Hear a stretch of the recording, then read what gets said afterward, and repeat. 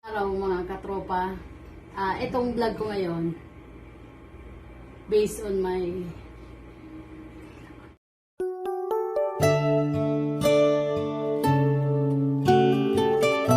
mga katropa, ito na naman ako ngayon. Itong vlog na to base ito sa mga naranasan ko noon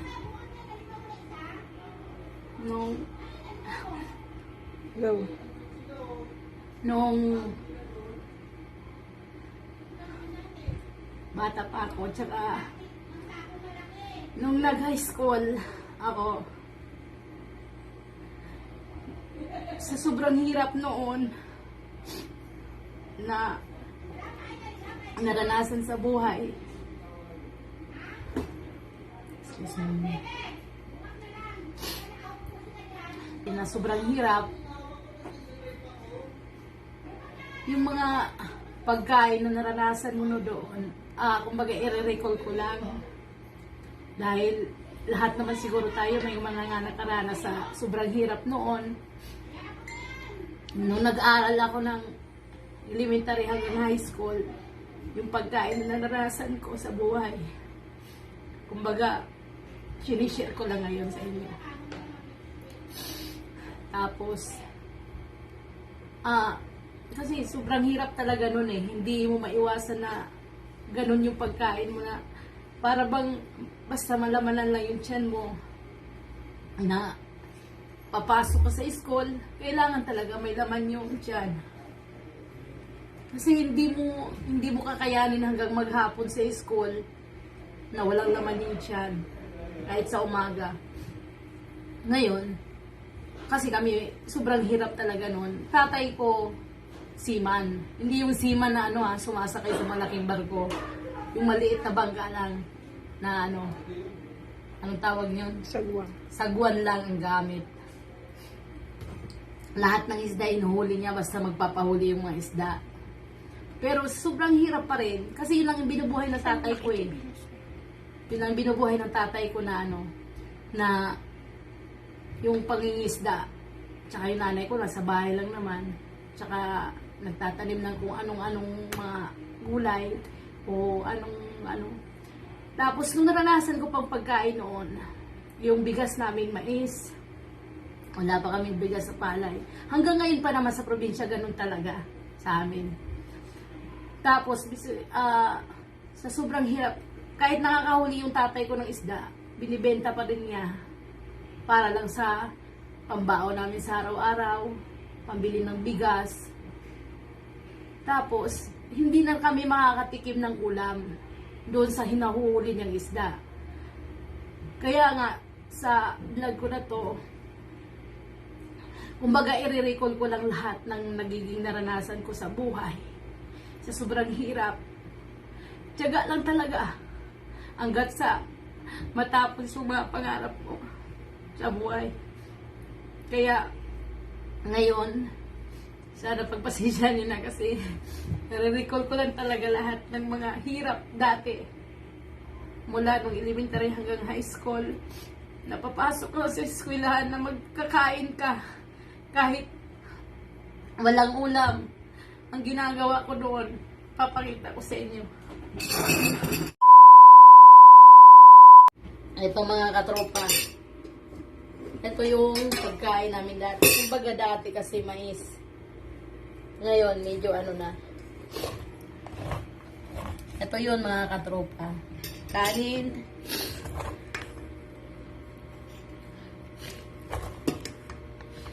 Hando ka ng kanin. Para maalamanan lang dyan bago pumasok sa school. Elementary hanggang high school ko naranasan ito mga katropa. Tapos, pagkatapos ng kanin, lagyan mo ng tubig. Ito yun mga katropa. Ito yung naranasan ko noon, nire-recall ko lang ngayon ulit. Kasi parang nakakamiss naman. Siguro marami naman talaga nakaka-experience dito sa probinsya na sobrang dipit sa buhay. Ito na yung pwede mong kainin para lang may laman yung tiyan mo noon. Ito bago ka pumasok sa school. Tubig, Tapos asin. Hanggat sa magkaroon ng lasa.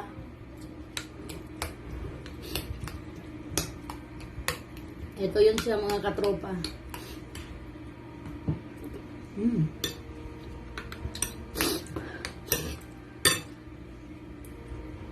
Alam ko marami nakakaranas dito sa probinsya.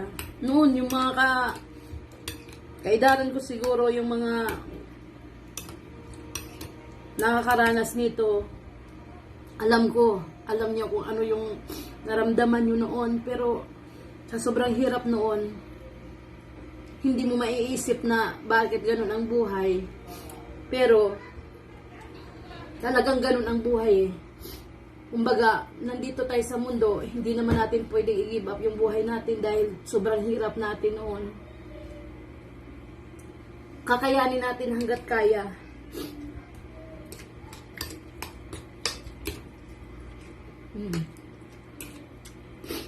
Ito lang yun. Tuwing papasok ako tuwing umaga sa school, ito yung kinakain ko. Kanin, lagyan ng tubig, tapos asin.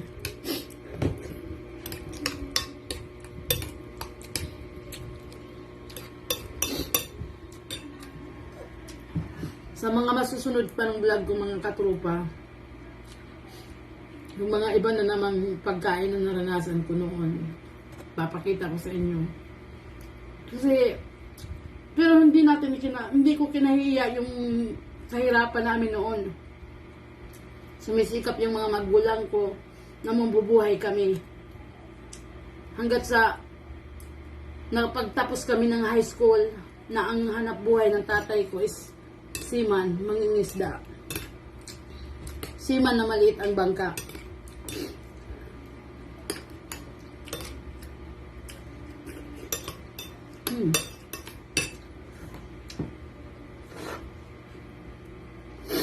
Hindi ko pasensya na, medyo napaluwa tayo ng konti dahil sarili ko lang natin yung mga nakaraan natin.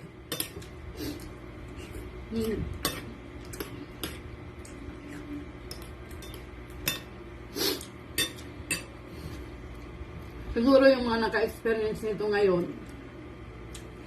pag nakita niyo yung video ko, alam niyo yung kung anong naramdaman niyo noon.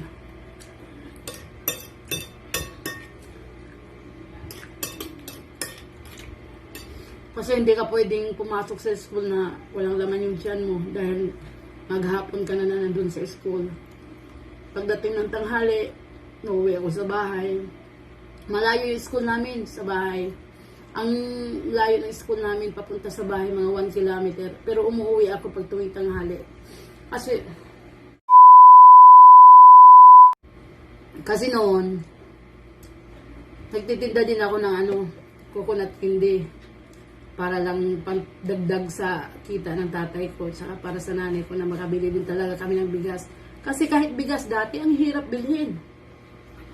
Ang hirap bilhin yung bigas dati, sobrang hirap talaga. Sipin mo ngayon, sa ngayon na sa sitwasyon ngayon malayo na sa noon. Ngayon, nakakabili ka na ng gusto mo kasi may trabaho ka na. Nakakabili ka na ng gusto mong pagkain. Kahit pa paano, nabibili mo pa rin yung mga gusto mong mga gamit. Nakakaano ka na. Pero noon, wala. Ni pambili ng sarili mong pangangailangan, hindi mo mabili-bili kahit dahil sobrang hirap talaga noon. Yung mga katoba.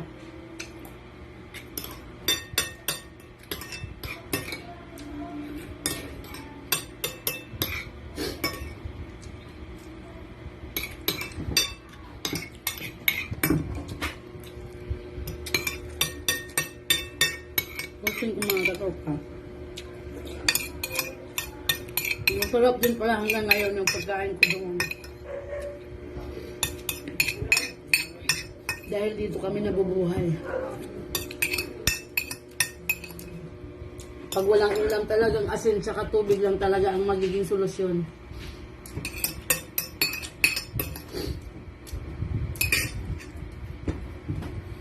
Ito mga katupa.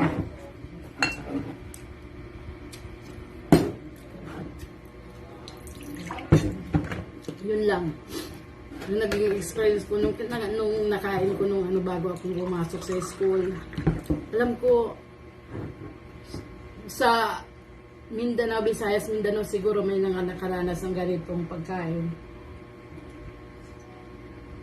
Sobrang hirap. Pero iniisip natin hindi tayo bibigay dahil may pag-asa pa tayo. At yung pamilya ko, yung mga magulang ko sumisikap para magkaroon kami ng magandang buhay balang araw. At sa awa ng Diyos, medyo nakaluwag-luwag kami ng konti. At yung lahat ng masarap na pagkain na gusto mong kainin, mabibili mo na. Noon, hindi namin naranasan yung ganong pagkain. Kahit hindi namin naranasan noon, hindi namin iniisip na gagawa kami ng masama para makakain lang kami. Hindi. Sumisikap kami, nagtanim kami kung ano-ano para maka-experience lang kami na makakain kami ng kahit mga hindi kasarapang pagkain. Basta meron lang laman yung tiyan namin sa buong maghapon, okay na kami noon. Ngayon, sa sitwasyon ngayon, kumbaga may changes talaga kasi meron ka ng trabaho, sumasahod ka na, doon mo na naranasan yung makabili ka na kung ano yung gusto mo. Sana yung mga iba ngayon, sana yung mga nakaranas ngayon, sana maluwag na rin kayo sa buhay, na meron na rin kayong mga magagandang hanap buhay, na hindi na kayo hindi na yung naranasan yung nakakain nyo noon. Kumbaga ngayon lang, nire-recall ko lang siya kasi parang nakakamiss lang ba? Nakakamiss lang na maranasan mo yung magiging, kumbaga, naranasan mo na yung kahirapan at kaluwagan ngayon sa buhay. Hindi naman yung hinahanap natin na talagang lahat-lahat natin. Basta at least ngayon, meron tayong kaluwagan na merong makakabili tayo kahit papano. Okay mga katropa, pasensya na at sana nagustuhan nyo tong video ko na to, yung vlog ko na to. Sana maraming natatouch or at pasensya nyo na. Kung nagustuhan nyo naman tong video ko na to, please like and share. And don't forget to subscribe my YouTube channel, Mang Nena. Bye-bye. God bless sa ating lahat. Mabuhay. Yeah.